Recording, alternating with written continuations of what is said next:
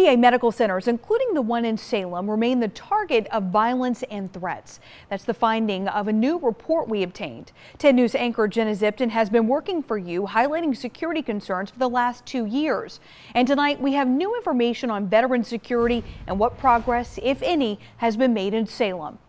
Veterans facilities are the target of bomb threats and other serious attacks. In 2015, a psychologist was killed at a veterans facility.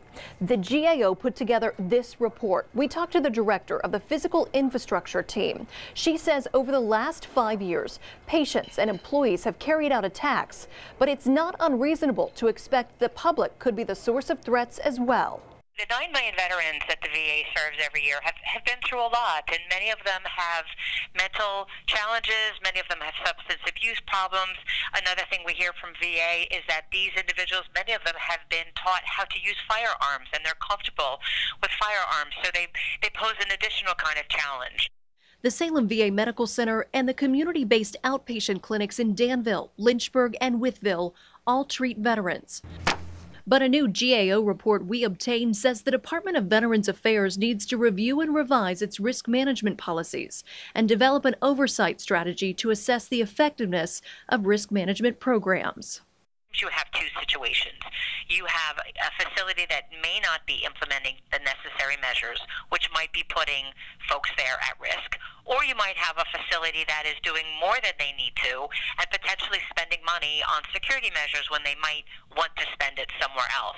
These are the 8 categories of threats VA police are supposed to review as part of assessments, including assault, physical threats of violence, and illegal weapons. While the GAO report is not based off any visits to Virginia VA medical centers, we've uncovered a pattern of security issues through 10 News investigations at the Salem VA.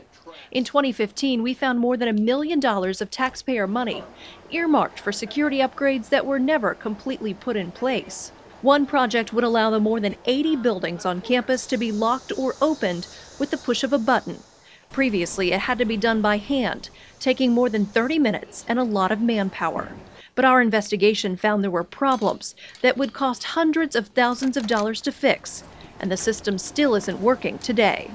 We exposed what VA Medical Center Police Chief Dale Henley was telling his officers at the time. The second thing is right now none of our motion intrusion is working. All 28 devices are down. You guys should have been told about that some time ago. Now, the Salem VA director says they can lock down the entire campus in 10 minutes, and they're hoping to get money this year to finish up the project that was started 4 years ago.